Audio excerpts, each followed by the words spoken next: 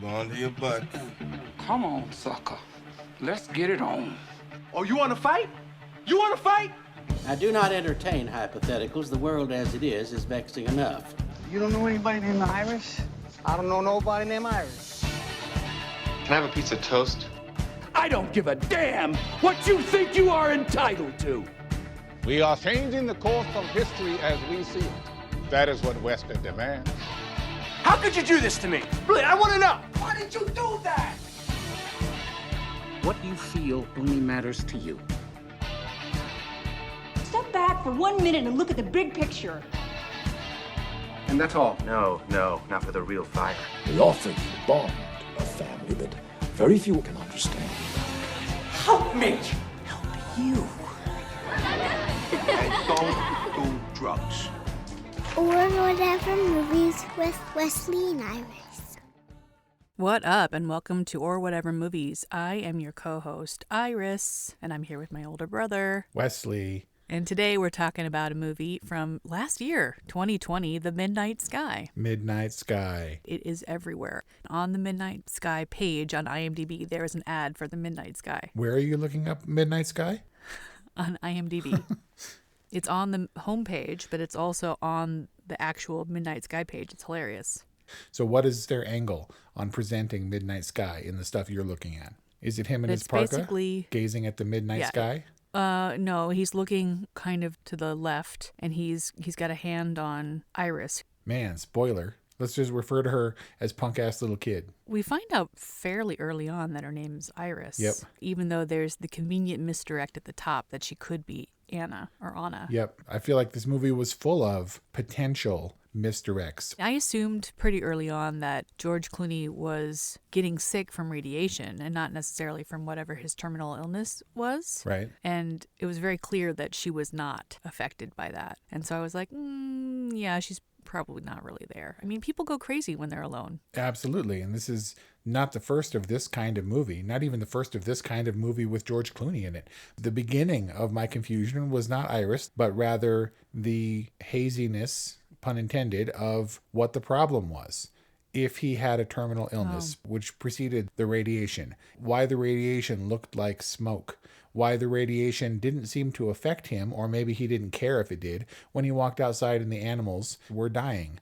He knew that the radiation was coming to the boundaries of the outpost, and he had his oxygen mask on, and maybe if he didn't breathe it because it wasn't radiation, maybe because the satellite imagery showed that the planet was obscured by all this smoke or dust or something or other. Mm-hmm. So that wonkiness was my first confusion. You weren't clear what the threat was. It was clear that it was radiation and it was a problem and people were piecing out because of it. It seemed like maybe he had his own issue aside from that and he didn't want to bother to go to the other planet, exoplanet, or the moon because he just was content with what he had in front of him. And thus he wasn't afraid of the radiation. But radiation is not visible. It's not all the brown haze obscuring all the continents when you view it from space. But they were full-on mushroom clouds of some kind of debris or something. So, it could have been that. Yeah. And maybe it wasn't the physical manifestation of radiation. Radioactive dust from the nuclear fallout from the explosion. Okay. Hard to see the midnight sky if the sky is blotted out by radiation dust. But I'm still not understanding what was unclear to you. It's not like the plot is hard to track. You remember that game, the emoji game, to guess the movies that we talked about on a previous episode? Yeah. Yeah, some of those are very simplistic. They're very straightforward. And you gave me the one about Inception. But if I wasn't in the zone, if I wasn't in the vibe, I'm like, I don't know. I looked at, I don't know what it is. Just tell me. And so, yes, if you pay attention, The Midnight Sky is pretty transparent in what it's trying to convey, at least by the end. You're not like, I don't understand. It's more like, I kind of didn't care. Look, I need to be, in order to care, in order to meditate on a meditative piece like this, I need to care about what's afflicting him, about why he didn't go, about the ramifications about a kid being left behind, and about the disconnected feel of him and the ether. I mean, obviously, they were setting up all these characters, and you're like, okay, so here's George Clooney, and here's a girl. There's the wife or the girlfriend or the other scientist. Bye-bye. And then we're introducing the pregnant lady. and we're figuring out what's going on with this other spaceship. I'm guessing the Midnight Sky novel had multiple sections that they were intercutting for the purposes of this movie, because yes, they do seem like disparate stories that they're trying to kind of weave together, and we're supposed to trust that it's all going to come together and make sense.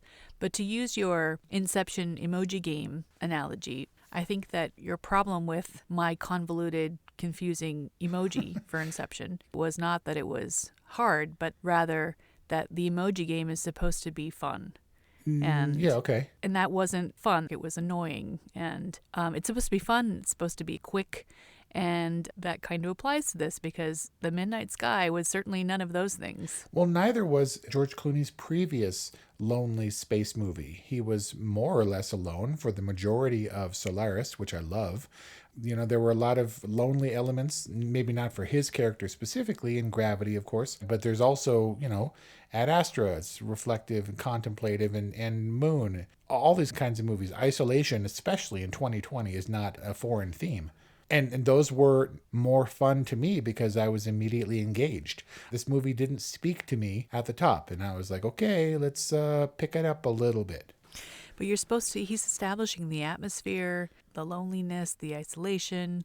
He's basically the last man on Earth, and don't you kind of have to get that vibe to really care for him? And I did that, and I experienced the boredom and loneliness of him being the only one on Earth because I had no frame of reference for anyone. This film requires an investment of caring, and they needed to give me something to care about. And they are introducing new characters all the time. We know who Felicity Jones was. She was in Rogue One and the On the Basis of Sex, the RGB movie, and a bunch of other stuff lately. She's been around for a while. We know she's important. I know Damien Bashir is important, but other characters were introduced in this way that we're supposed to care about. You're paying attention when the mom stands out from the crowd and she's looking for Anna, right? You're paying attention when George Clooney's baby mama drives away.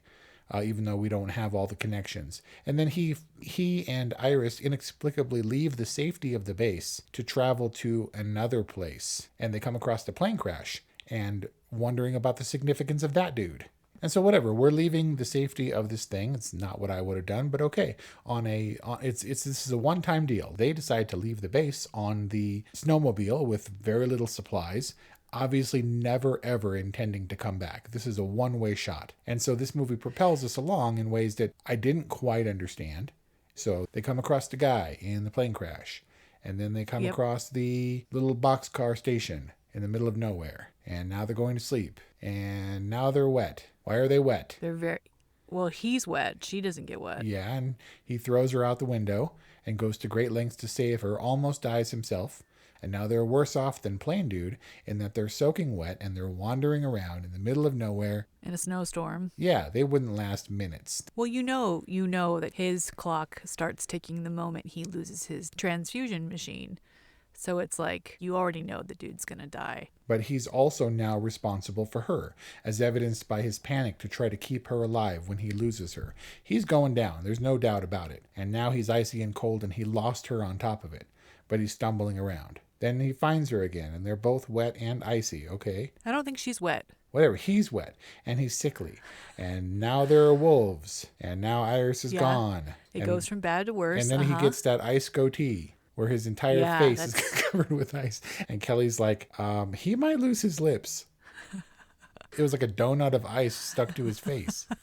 Yeah, but it probably offers some protection from all of the wind. I know I'm being nitpicky, but I'm watching this thing and I'm like, okay, they're leaving, I guess. Oh, and now this is happening, and now this is happening, and now they're hosed. Yeah, what is your point? Right, and then we switch to the gravity, the ether arbitrary spacewalk that they take, and it's her first time, and you walked outside. I'm like, okay, we know she's gonna die. Kelly's like, she's not gonna die, and I'm like, well, Jyn Erso, what's her name? Felicity Jones isn't gonna die, and the baby daddy's not gonna die.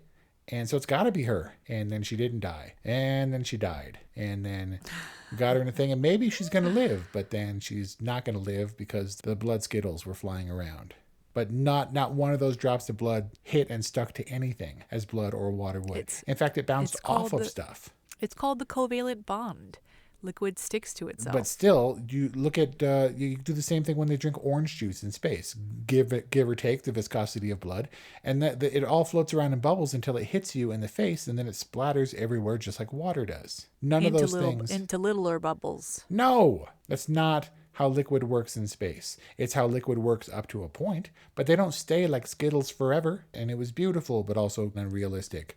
In the same way that some of Gravity was. And I can get all sciencey and nitpicky or whatever, but it just spoke to things that happened and weren't quite right or realistic. Just like him wandering around soaking wet in the middle of a blizzard, miles away from anything, and they're just going to be fine. They're going to be fine. I'm feeling like we're going to end 2020 and start 2021 with nopes. So I'm in a nope mode. I've reverted to just a nope stage. Yes, it's like you're nopey mopey. I like watching George Clooney. I think he has presence, but he didn't just act in this movie so that I can blame it on someone else. He also directed Midnight Sky. And for all the pains he goes to make it a spectacle type of movie, a lot like Ad Astra with his buddy Brad Pitt. I mean, it's harrowing when he's trying to save the snowmobile. And it's harrowing when they're out on the spacewalk and they're trying their best to survive. And it sucks that she got stuck at the last minute and she did make it back in. It just... She didn't realize she had a puncture wound? This is not what I'm have saying. Sensation out in space? Right. I mean, I get that a lot was going on, but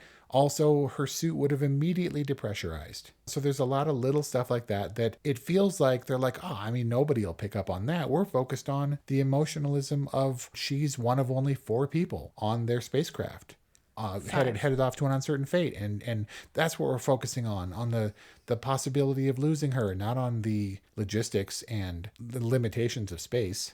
And they knew that there was an ice field up ahead. They might have been going through one of the rings of the planet or something, and they're like, let's take a walk. It's your first time, but what could happen? Well, they didn't have a choice. They had lost radar, and they had lost their course. Yeah, but they still... Yeah, so... We were thrown into this new mission, and I honestly zoned out during the beautiful, aka during the beautiful yet boring spacewalk.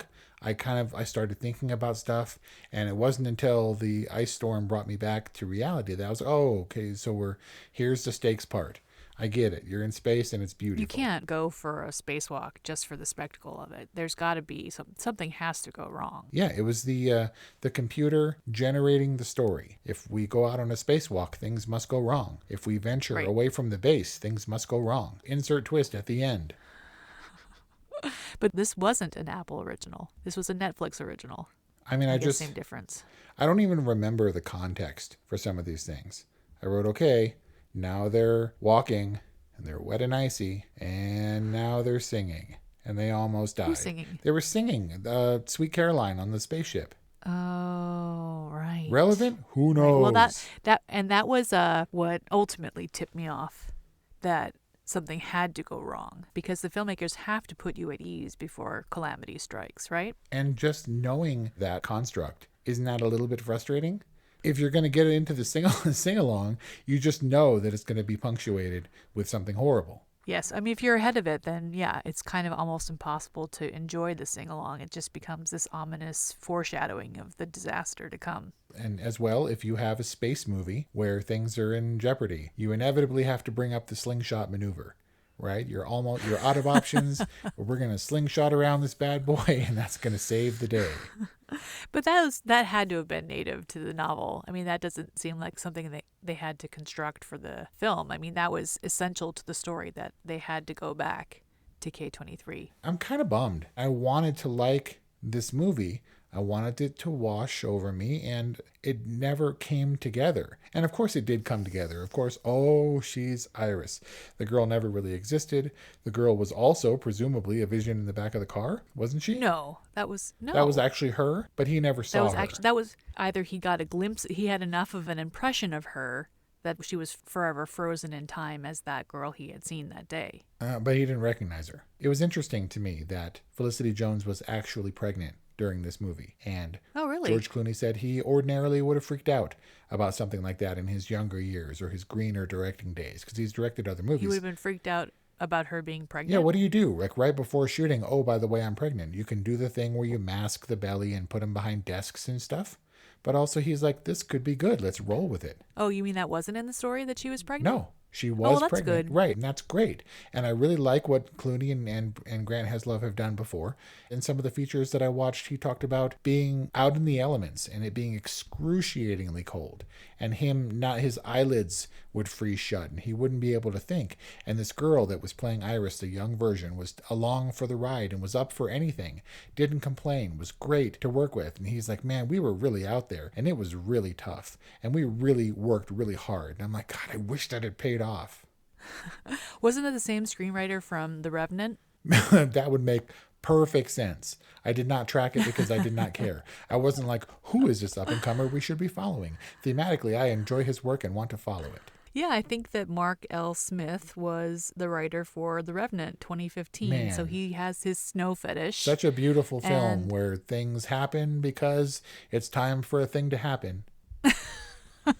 Well, maybe that's his thing, and maybe it's a little bit too convenient for you, but I'm happy to hear that Felicity Jones and her actual pregnancy inspired Sully's pregnancy, and that it wasn't native to Lily Brooks Dalton's book, because that was super annoying to me. I was like, okay, you're a scientist. It's like when doctors are like, oh yeah, we had an oops baby, and you're like, you're doctors. Do you not know what birth control means or how it works? Do you not know how the biology works? But I was thinking, like, Sully and Captain Adewale are obviously educated, capable, if not extremely intelligent scientists. Otherwise, they wouldn't be on the Aether mission. And she was like, I didn't expect this. Did you expect this? And he was like, no. And I was like, so then why did you allow yourself to get pregnant on a 2-year mission? And like, you're adding additional risk to your entire crew. It happened that way. Unplanned pregnancies happen and things happen in this movie for the sake of happening. On paper, it all seems fine. And then when you put it all together, you're like, I don't know if it quite matches up. Nobody thought that maybe phonetically her name shouldn't be Iris Sully. It doesn't have quite the same ring as Iris Ichishita, but, you know, it's not horrible. No, one of very few Iris movies, as I have discovered. I can think of a few. Yeah. What's the one in our intro? Right. So there's Taxi Driver, and there's Iris in your favorite movie, The Holiday. Oh, yeah. But very few times do they say the name in a meaningful way in movies. So I'll have to mind this one. Yeah, Felicity Jones is Sully, who conveniently goes by Sully the entire movie, is later revealed as Iris. And I wasn't really making the connection. And we all know that I love closed captions, and I watch movies with CC on all the time. And I wasn't really tracking that he was Augustine. And then one of the closed captions said, you know, Augustine speaks or whatever like that. And I was like, oh, okay, so that's young George Clooney, because Homeboy did not look like George Clooney. Am I right? Yeah. And I wondered the same thing. And Kelly was like, obviously that's George Clooney, but we know what young George Clooney looks like. And so that's always a problem. I mean, maybe for people, you know, maybe for kiddos or whatever, they're like, who's the old dude? And you can get behind it. Yeah, but Ethan Peck did not look like George Clooney at all. I think it was delivery. I think he's vaguely sounded like George Clooney and looked enough like him that we assume that everyone looks different with wildly different hair. It just felt like George Clooney as Augustine and this Ethan Peck guy who was supposed to play young Augustine. Nobody looked like George Clooney. Like, George Clooney didn't look like George Clooney. George Clooney was like old and lumbering. Wait, who are we talking about? I'm talking about George Clooney. George Clooney did not look like George Clooney. He looked like an old dude who was lumbering around and all grim-faced and scowly. And I was like, who is that, George Clooney? I don't know. He always looks like George Clooney to me. He's looked like that for a long time. But I would say the same thing about Clint Eastwood. Nobody looks like Clint Eastwood, right? Except take another kind of wonky space movie, Space Cowboys, which already is a dumb enough title to where you're like, I'm not going to take this one seriously, right? Look at the double for Clint Eastwood in Space Cowboys, and you're like, wow, where did they find that dude if he's not related to Clint Eastwood, which he's not? And he's got the growly, but the eyes and the mouth, it's all really well done. And my connection here is that I feel like George Clooney in a way is trying to be the working hard but still not take everything too seriously director that Clint Eastwood is. Just like, we're going to do a thing. She's pregnant. We're going to roll with it, get it into the story. Let's get this thing shot. They were insistent. He was insistent on actual snow flurries in some of the shots. He wants it to look great. He wants it to be really thoroughly engaging in a realistic kind of way. You can hear him on camera being like, oh, no, sorry, guys, we got to wait for the real thing. We got to wait until the snow flurries are just right. And they're packing up all their stuff and running to new locations to get this shot and that shot in real, horrible, terrible Revenant-style conditions. And you're like, with all that dedication, and you're just like kind of on the fly, on the ground, filmmaking and acting, he lost like 25 pounds for this role because he was sickly and dying, but said that as a consequence, he can look frail and like he's dying and not be physically commanding on screen. But being a director on top of that and having to do all that stuff and having no energy was really hard on him. This movie actually sent him to the hospital at points, and you're like, man, I wish all that effort and dedication would have paid off, because it seems like the mishmash, the harried, troubled production that it was, apparently. I feel like you're getting down on The Midnight Sky because it wasn't exceptional. Like, this is a perfectly decent movie. It works structurally. It's post-apocalyptic, and I mean, it's a future movie, right? 2049 it's set in, I think. You know, there's going to be some things that are a little bit, fantastical. We're going to have to suspend our disbelief because this is a future set movie, but it works. I feel like you're down on this because, like The Wolf of Snow Hollow, you had great expectations going in. You like George Clooney. You like George Clooney space movies. Like, really, what is wrong with this movie other than the fact that it didn't wow you? It didn't come together, and it seemed like they gave us the things that they thought would distract us from the obvious flaws. Look, it's shiny, but it doesn't quite come together at the seams. My suspension of disbelief was stretched a little bit too much for me to be perfectly okay with it. There were some moments in Gravity that weren't plausible. Notably, spoiler, George Clooney's death in that movie. It's not the way physics work. This is not the way some of the physics in this movie work. This is not the way some of life works. But it's fine. It's a different kind of movie. It's the post-apocalyptic movie, and things are horrible and things are wrong. But there were too many things as a fairly savvy moviegoer that hit me square in the face every single time. And those built up. It annoyed me. I was like, come on. Because I want George Clooney to succeed as a filmmaker. I think he's put out really good work, both as a producer and as an actor. So I was like, let's see what you got, George Clooney. Not a whole terrible amount. But it's not to say I didn't enjoy watching this movie. It just can't rank among my favorites because of the wonkiness of many things. Things that were convenient or meant to be profound in their lack of expository establishment, and were never, or I didn't care when the explanation finally came around. I mean, with his experience with Gravity, you could see how this would make sense, like with Solaris, and I can imagine him being like, I want to try my hand at a space movie. Sure. And this source material has a ton of potential, and it's one dude in this one part of the story, and that's a great vehicle for me, star vehicle for me. And then there's the whole Aether mission piece, which, I'm sure would be a whole lot of fun to direct, and we haven't talked about that almost at all in this review. Right. It seems like this was like Away, or one of those shows where they have a lot of content, and maybe The Midnight Sky was a limited series or a multiple episodic series that he was like, nope, gonna make a movie, and pared it all down, and some of the nuance gets lost. Some of the stuff that's slowly revealed over the course of 10, 12 episodes all kind of gets jammed into this thing. It's like The Devil All the Time. Long, sprawling novel, boiled down to 2 hours of kind of confusing content. Not really confusing, but like for anyone else, I would be like, good effort, George Clooney, and give him a pat on the butt. Keep doing your thing. One of these days you're going to make a movie that's going to change the world. But the dude just turned 60. And he's directed numerous movies before, and he put himself through hell. And I think, like Leonardo DiCaprio, after putting himself through hell, he's not going to get the recognition that he deserves, that he wants. You said that you're gonna pat George Clooney on the butt. Yep.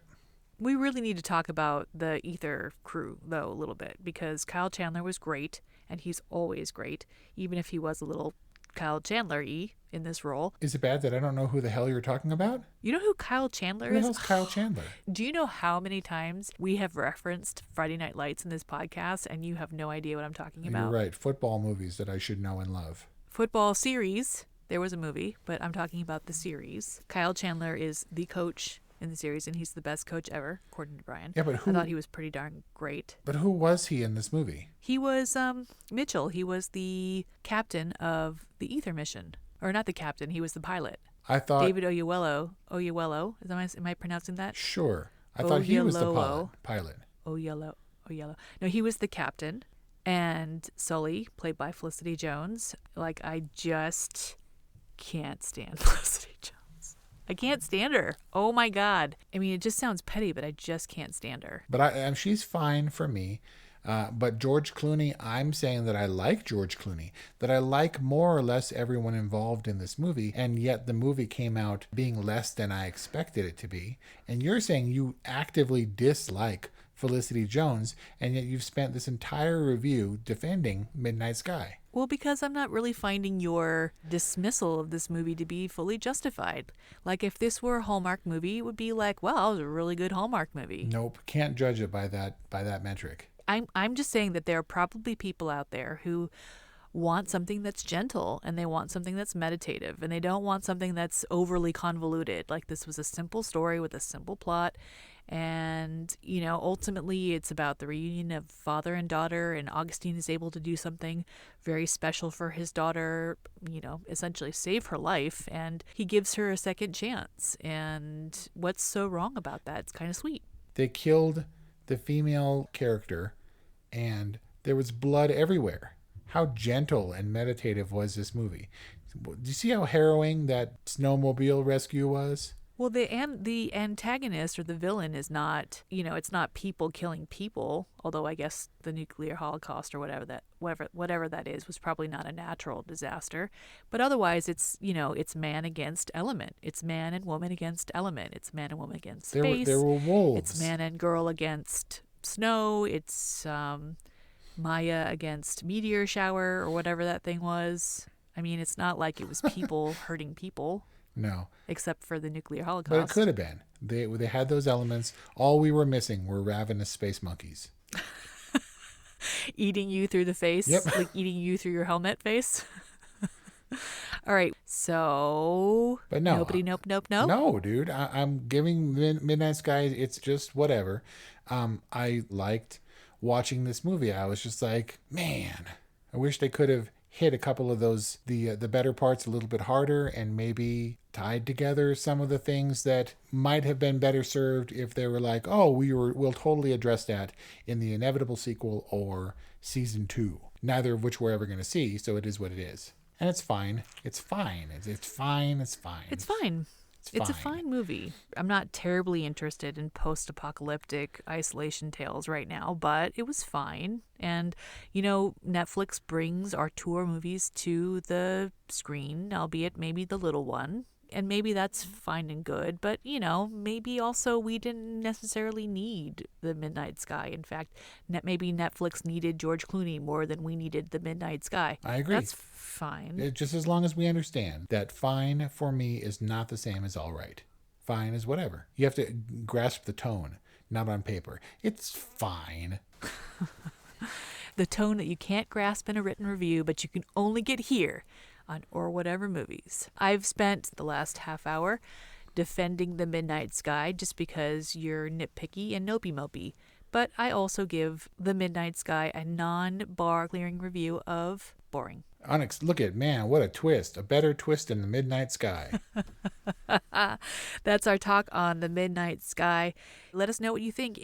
818-835-0473. Email at orwhatevermovies@gmail.com. What other good call to action can we present to our listeners for 2021? Send us your New Year's resolutions. Sure. What's your favorite George Clooney space movie?